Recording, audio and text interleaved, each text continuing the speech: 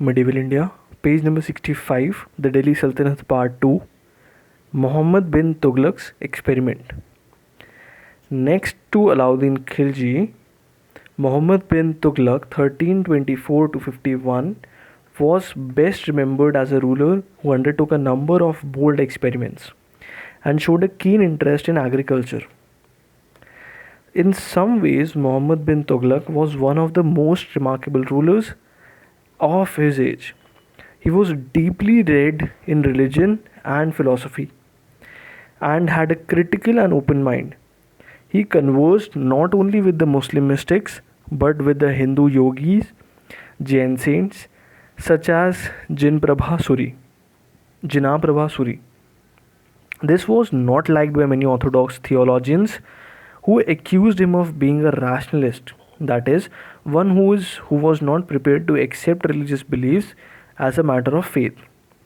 He was also prepared to give high offices to people on the basis of merit, irrespective of whether they belonged to noble families or not. Unfortunately, he was inclined to be hasty and impatient. That is why so many of his experiments failed and he has been dubbed an ill-starred idealist. Muhammad bin Tughlaq's reign started under auspicious circumstances. Sultan Ghiyasuddin Tughlaq was returning to Delhi after a successful campaign against Bengal. A wooden pavilion was erected hastily at the doors of Muhammad Tughlaq to give fitting reception to Sultan. When the captured elephants were being paraded, a hastily erected structure collapsed and the Sultan was killed. This led to a number of rumors that Muhammad Tughlaq had planned to kill his father, that this was a curse of the heavens, and the famous saint of Delhi, Sheikh Nizamuddin Aulia, whom the ruler had threatened to punish, etc. Most of the controversial step which Muhammad Tughlaq undertook soon after his accession was the so-called transfer of the capital from Delhi to Deogir. As we have seen, Deogir had been base for expansion of Turkish rule in South India. Muhammad Tughlaq himself had spent a number of years there as a prince. The attempt to bring the entire South India under direct control of Delhi had led to serious political difficulties. The people of the area were restive under what they felt was an alien rule.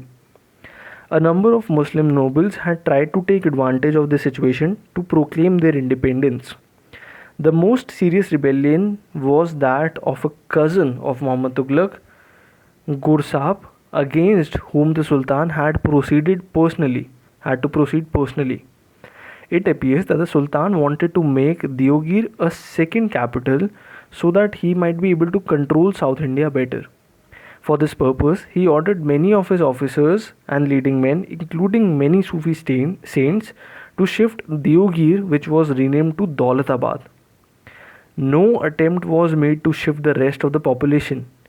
Delhi remained a large and populous city in the absence of the Sultan. Coins minted in Delhi while the Sultan was at Deogir testify to this. Though Muhammad Tughlaq had built a road from Delhi to Daulatabad and set up rest houses on the way to help the travelers, Daulatabad was more than 1500 kilometers away. Many people died due to rigors of the journey and the heat, since this movement took place during the summer season. Many of those who reached Daulatabad felt homesick, for some of them had lived several generations in Delhi and looked upon it as their home. Hence, there was a good deal of discontent. After a couple of years, Muhammad Tughlaq decided to abandon Daulatabad, largely because he soon found that just as he could not control south from Delhi, he could not control North India from Daulatabad. Though the attempt to make Deogir a second capital failed, the exodus did have a number of long-range benefits. It helped in bringing North and South India closer together by improving communications. Many people, including religious divines who had gone to Daulatabad, settled down there. They became the means of spreading in the Deccan the cultural, religious, and social ideas which the Turks had brought to them with North India. This resulted in a new process of cultural interaction between North and South India, as well as in South India itself. Another step which Muhammad Tughlaq took at this time was the introduction of token currency. Since money is merely a medium of exchange, all countries in the world today have token currencies, generally paper currency, so that they do not have to depend upon the supply of gold and silver. There was a shortage of silver in the world in the 14th century. Moreover, Kublai Khan of China had already successfully experimented with token currency. A Mongol ruler of Iran, Ghazan Khan, had also experienced with it. Muhammad Tughlaq decided to introduce a bronze coin which was to have the same value as silver tanka. Specimens of this coin have been found in different parts of India and we can be seen in museums. The idea of a token currency was a new one in India, and it was difficult to induce the traders as well as the common man to accept it. Muhammad Tughlaq might still have been successful if the government had been able to prevent people from forging the new coins. The government was not able to do so. Soon, the new coins began to be greatly devalued in the markets. Finally, Muhammad Tughlaq decided to withdraw the token currency. He promised to exchange silver pieces for bronze coins. In this way, many people exchanged the new coins. But the forged coins, which could be found out from the test, were not exchanged.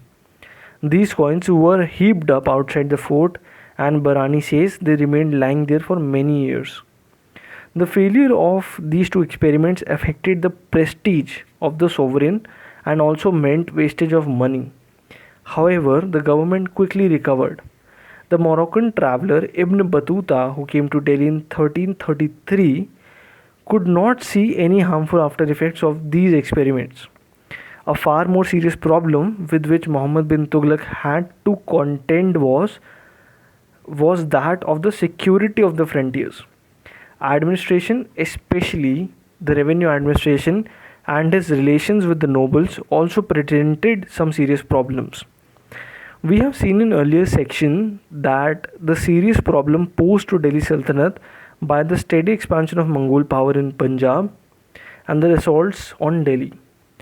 Although the Mongols had by then become weak due to their internal dissensions, they were still strong enough to threaten Punjab and the areas near Delhi.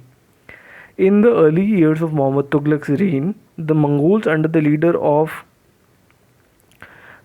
Tarmashrin burst into Sindh, and a force reached up to Meerut, about 65 kilometers from Delhi. Muhammad Tughlaq not only defeated the Mongols in a battle near Jhelum, but also occupied Kallanur, and for some time his power extended up to Peshawar beyond the Indus. This showed that the Sultan of Delhi was now in a position to go over the offensive against the Mongols. After coming back from Deogir, the Sultan recruited a large army in order to occupy Ghazni and Afghanistan. Barani says that his object was to occupy Khorasan and Iraq. We have no means of finding out the true objective of Muhammad Tughlaq. Maybe his objective was to re-establish what we have called the scientific frontier, that is, viz. The area up to Hindu Kush and Kandahar. Maybe many of the princes and others who had fled from Central Asia and taken shelter at the court of Muhammad Tughlaq thought that it was a good opportunity to oust the Mongols from the area. After a year and following the failure of experiment of establishing a token currency, the army was disbanded. Meanwhile, the situation in Central Asia changed rapidly. In due course, Temur united the entire area under his control and posed fresh threat to India. The effects of Khorasan project should not be exaggerated or confused with the Karachal expedition. This expedition was launched in Kumaon Hills in Himalayas, allegedly to be counter Chinese incursions. After success, the armies went too far into the inhospitable region and suffered a disaster. We are told that from an army of 10,000, only 10 persons returned. However, it seems that the hill Rajas accepted the overlordship of Delhi. Subsequently, Muhammad Tughlaq undertook an expedition in the Kangra hills also. Thus, hill regions were fully secured. Muhammad Tughlaq undertook a number of measures to improve agriculture. Most of these were tried out in Doab region.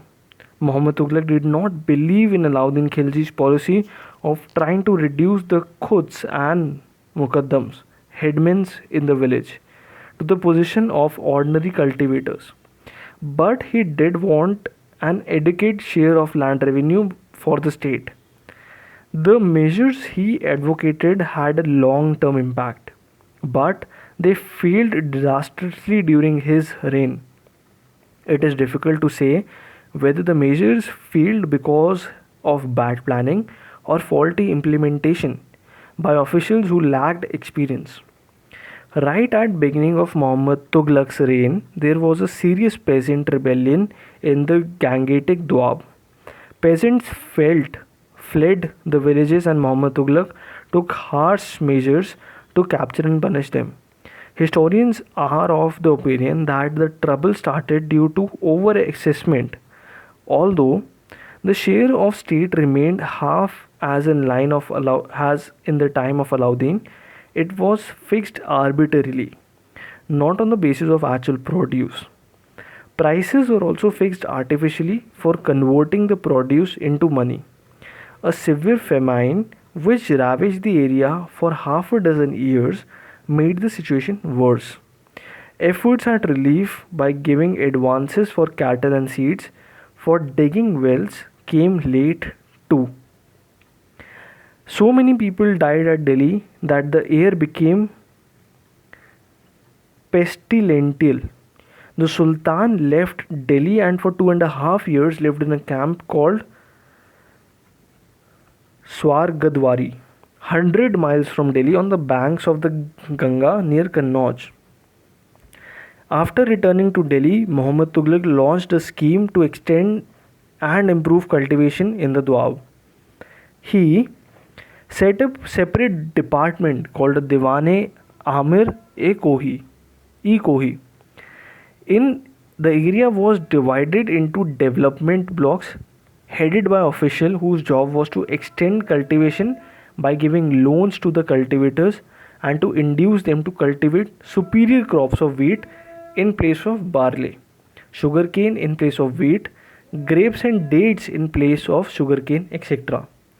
The scheme failed largely because the men chose for the purpose proved to be inexperienced and dishonest.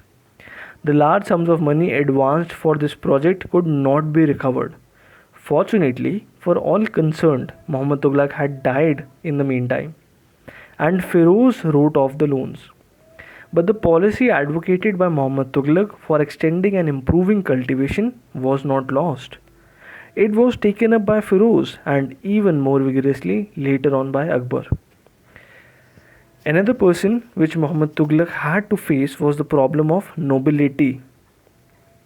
With the downfall of Chahalgani Chahalgani Turks and the rise of the Khaljis, the nobility was drawn from Muslim belonging to different races, including Indian converts. Muhammad Tughlaq went a step further. He not only entertained people who did not belong to noble families, but gave them important offices. Most of these were descendants of Muslim converts, though a few Hindus were also included. There was no reason to believe that these people were uneducated or were inefficient in their jobs. But the office holders of the earlier period, who were the descendants of noble families, deeply resented it. The historian Barani makes this a main point in his denunciation of Muhammad Tughlaq. Muhammad Tughlaq also welcomed foreigners to the nobility, a large number of whom had came to his court.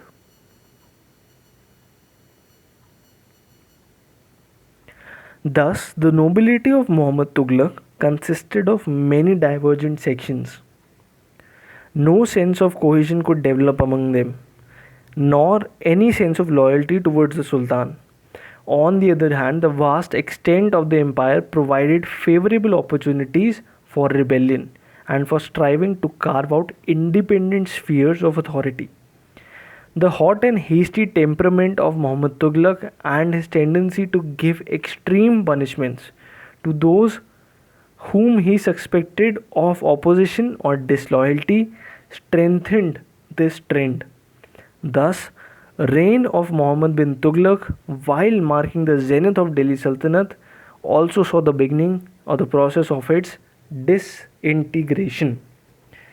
Thank you everyone for tuning in. In the next part, we'll start with decline and disintegration of Delhi Sultanate, Feroz and his successors on page number 169. Thank you everyone. All the best for exam, and do share and subscribe to the channel. It really helps us a lot, and thank you.